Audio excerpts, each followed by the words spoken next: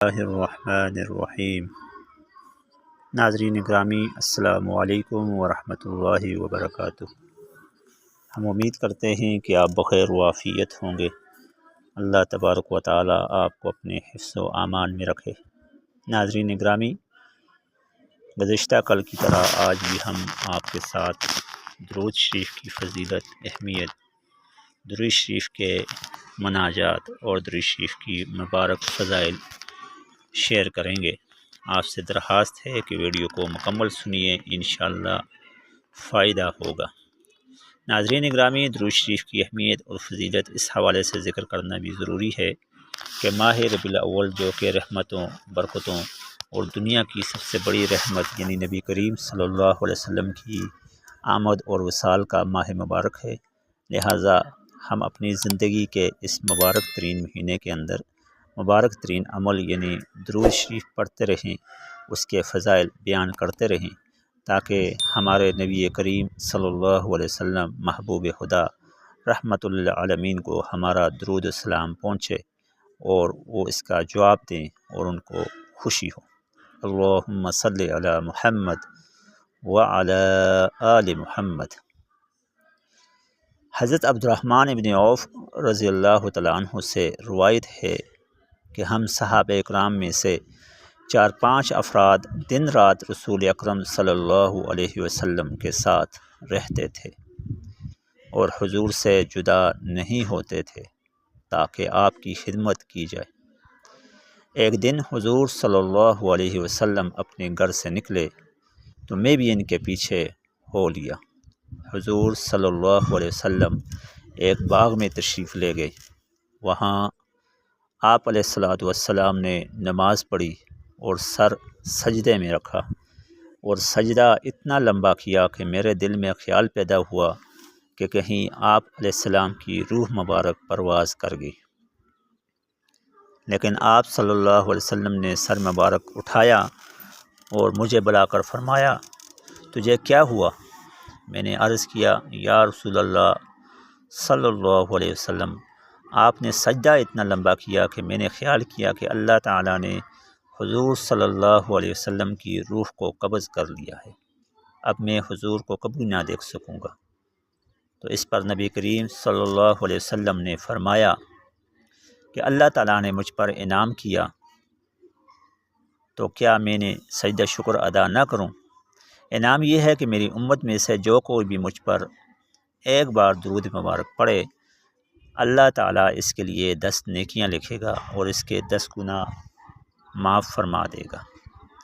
القول البدی کی اس روایت کے مطابق نبی کریم صلی اللہ علیہ وسلم سے صحابہ اکرام کا عشق جھلک رہا ہے۔ نبی کریم صلی اللہ علیہ وسلم کے اوپر درود شریف پڑھنے کے فضائل، اہمیت اور فضیلت بیان کی جا رہی ہے۔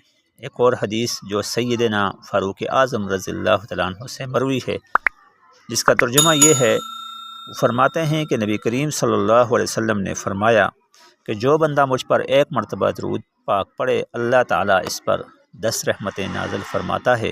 اب بندے کی مرضی ہے کہ درود پاک کم پڑھے یا زیادہ پڑھے۔ ناظرین گرامی، اس حدیث مبارکہ کا نچوڑ اور ماحصل یہ ہے کہ جس قدر ہو سکے زیادہ سے زیادہ ہم درود مبارکہ کا اہتمام کریں۔ اس طرح ایک اور حدیث انس ہے جو حضرت انس رضی اللہ تعالیٰ عنہ سے روایت ہے کہ نبی اکرم صلی اللہ علیہ وسلم ایک مرتبہ باہر کھلی فضا کے اندر تشریف لے گئے اور پیچھے کوئی جانے والا نہیں تھا۔ حضرت عمر رضی اللہ تعالیٰ عنہ دیکھ کر گھبرائے اور لٹائی کے پیچھے ہو لیے تو دیکھا کہ حضور صلی اللہ علیہ وسلم ایک بالا خانہ میں سر بسجود ہوئے۔ حضرت عمر رضی اللہ تعالیٰ عنہ پیچھے ہٹ کر بیٹھ گئے۔ جب سرکار دو عالم صلی اللہ علیہ وسلم نے اپنا سر مبارک اٹھایا تو فرمایا، اے عمر، تو نے بہت اچھا کام کیا، جبکہ تو مجھے سر بسجود دیکھ کر پیچھے ہٹ گیا۔ میرے پاس حضرت جبریل علیہ السلام یہ پیغام لے کر آئے تھے کہ اے اللہ تعالیٰ کے حبیب، جو کوئی آپ پر ایک بار درود پاک پڑھے گا، اللہ تعالیٰ اس پر 10 رحمتیں بھیجے گا اور اس کے 10 درجے بلند کرے گا۔ کتاب سعادت الدارین کے اندر اس فضیلت کو ذکر کیا گیا۔ محترم ناظرین، اسی طرح ایک اور فضیلت جو سیدنا ابو کاہل رضی اللہ تعالیٰ عنہ سے مروی ہے، انہوں نے فرمایا کہ رسول اللہ صلی اللہ علیہ وسلم نے ارشاد فرمایا کہ اے ابو کاہل، جو شخص مجھ پر ہر دن اور ہر رات کو 3 مرتبہ میری محبت اور میری طرف شوق کی وجہ سے درود پاک پڑھے تو اللہ تعالیٰ پر حق ہے کہ اس کے دن اور رات کے سارے گناہ معاف فرما دے۔ ناظرین گرامی، بہت فضیلت والی بات ہے۔